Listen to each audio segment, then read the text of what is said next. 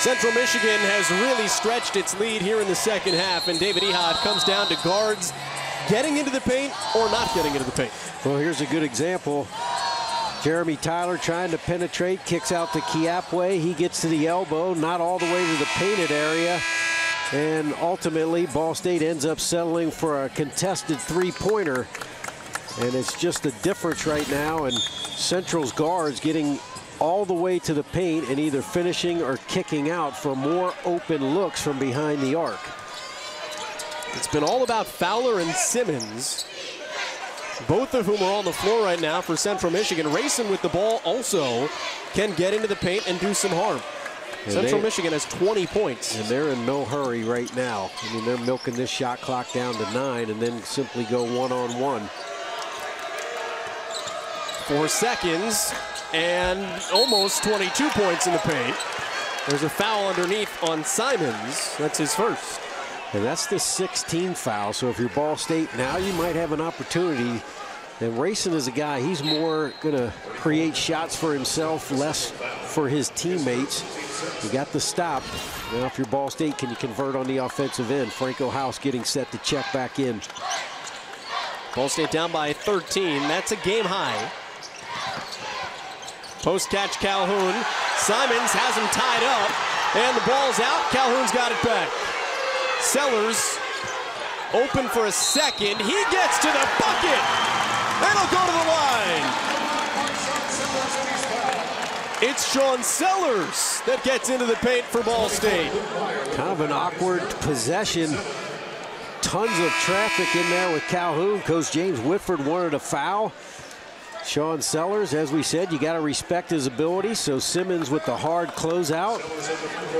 And that new wrinkle to Sean Sellers, getting to the rack. That ends a string of nearly 7 minutes without a made field goal for Ball State. And the only points were Franco House free throws. So now you're back within 10. Just under 7 minutes to go.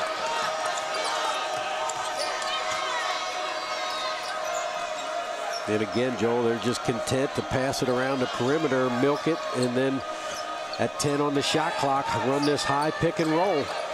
There's two things about it. One, it works, and two, it's a bleed offense. Fowler gets nothing and a big offensive tip back. You can call it a rebound. It's those long, kind of loose ball rebounds. And you can run another 30 seconds here. The 7th offensive rebound. Simmons on House. Big man stays with him. Now Racing, step back. Got it with 7 to shoot. That's his first bucket of the second half.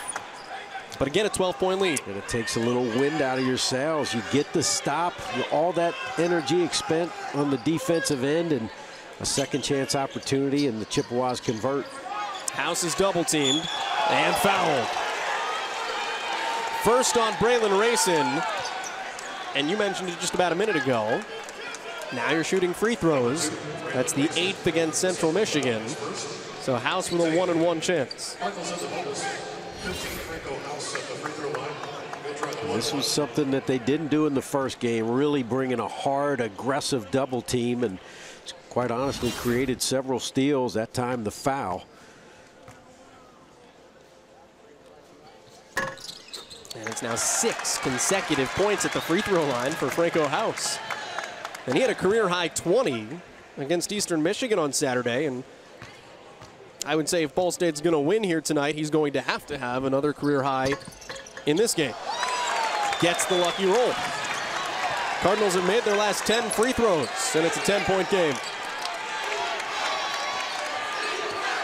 Fowler and Kiapwe, and they switch. Fowler on House now.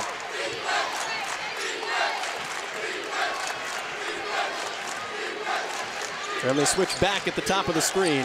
Racing lost the ball. Sellers has it. He coughed it back up in midcourt. Simons, no whistle. And one. What a swing for Central Michigan. Luke Meyer to the line on a disastrously unsettled situation. Wow, that could not have worked out any better for Central. They turn it over. Ball State with the turnover. The shot clock resets. You get numbers going the other way, and Luke Meyer with the and one. What went from a run out turns into a three-point play. And mark that down. It was 54-44, potentially Ball State an opportunity to cut that lead to 8 or 7, and now back up to 13. So give Meyer 5 points in the ball game.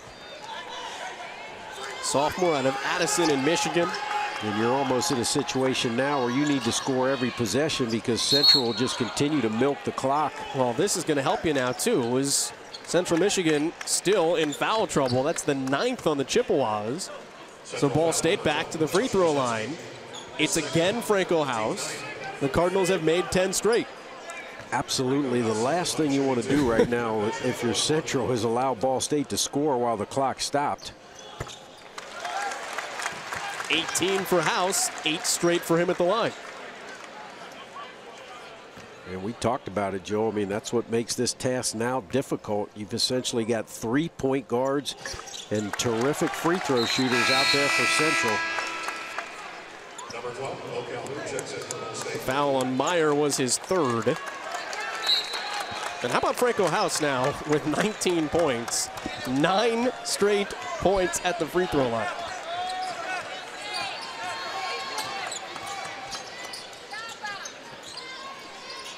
Central Michigan is still working at a sort of brisk pace here, and now Simmons will back it out.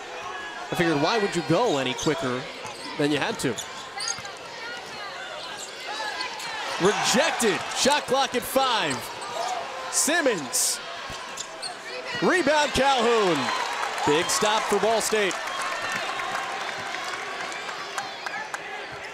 House one-on-one with Meyer. Double team comes. House blocked. Bo Calhoun is wide open. And a big corner 3. Terrific ball movement by Ball State. Kiapwe with a nice find. Ball never touched the floor and swung from side to side. Back within single figures. 8-point difference. They're jumping in Muncie.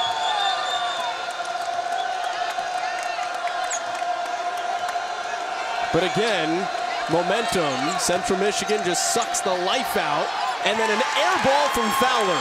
Cardinals have numbers, 5 on 3. Kiapwe. Rebound House. A career high 21 for Franco House. 6-point game, 2 possessions, timeout, road team.